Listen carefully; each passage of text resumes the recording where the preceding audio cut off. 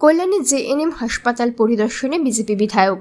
নদিয়ার কল্যাণী জেএনএম হাসপাতাল পরিদর্শন করলেন কল্যাণী বিধানসভার বিজেপি বিধায়ক অনুপম বিশ্বাস।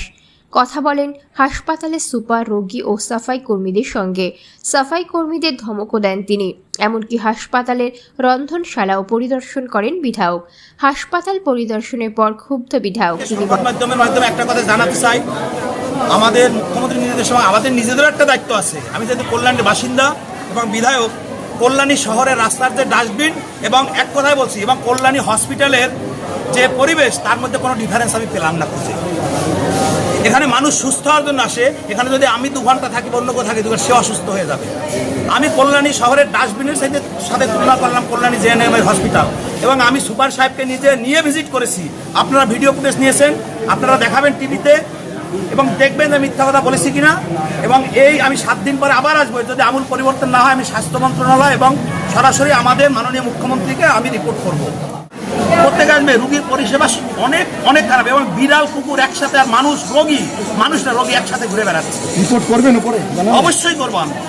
আমি 7 দিন বাদে আবার আসবো, এই রিপোর্ট আমি করবো। 7 দিন বাদে যদি আমূল পরিবর্তন না দেখিয়ে আমি কাকে ধরবো? এখানের যে দায়িত্বে আছেন সুপার, আমি ওনাকেই ধরবো।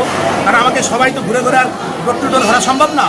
আমি ওনাকে বলবো, আপনার যেখানে প্রবলেম আছে আপনি সেখানে রিপোর্ট করুন, নাহলে আপনি সমাধান করুন, আমি আপনাকেই ধরবো।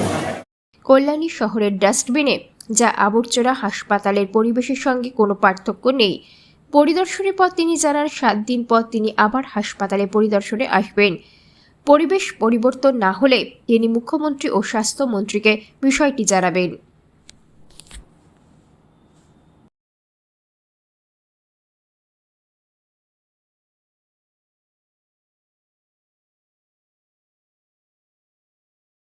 বলছি, এই পরিষেবা আপনাদের মার্ক নয়। হাসপাতাল প্রচণ্ড নোংরা। আমি এখানে 2-3 মাসই হয়েছে চার্জ দিয়েছি। 2-3 মাস থেকে আমি চেষ্টা করছি, কিন্তু এটাতে যারা কর্মরত আছে, কিছু আউটসোর্স এজেন্সি আছে, প্লাস সরকারি কর্মচারী কিছু আছে, তাদেরকে বলে হয়তো আমি একা করতে পারিনি। আমি চেষ্টা করেছি কিন্তু করতেও পারিনি। আর খাওয়ার কোয়ালিটি হাসপাতালের ভীষণ খারাপ। সেটা আমি 3 মাস ধরে তাকে শোকজ করেছি, নোটিশ দিয়েছি, কিন্তু সেই ভেন্ডার কোনো মতে একটা কোর্টের কিছু কাগজ দেখে খাওয়ার কোয়ালিটি আমি ইমপ্রুভ করতে পারিনি। হাসপাতালে ডিম, মাছ কোনো কিছুই দেওয়া হয় না। আমি আশা করছি নতুন সরকার এসছে, কিছু পদক্ষেপ দিবেন যাতে পরিষেবা ভালো হয়। তাতে যদি মনে করেন যে আমি কিছু করতে পারবো, অবশ্যই আমি করবো আমার তরফ থেকে। কিন্তু সম্পূর্ণ সিস্টেম আমি একা টিল ডেট চেঞ্জ করতে পারিনি, সেটা আমি স্বীকার করছি। 7 দিন সময় নিয়েছেন প্রাথমিকভাবে।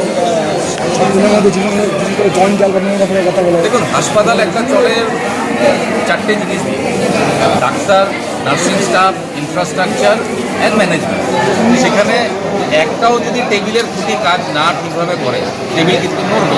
তো সেখানে সবার যদি চেষ্টা থাকে 7 দিন কেন 3 দিনও হতে পারে, আর যদি না হওয়ার থাকে সেটা 1 মাসও হবে। সেটা আমার মতন সুপার 1 কেন আরও 10 জন পাল্টালে হয়তো হবে না, কিন্তু চেষ্টা করলে, সবাই মিলে চেষ্টা করলে 100% হবে।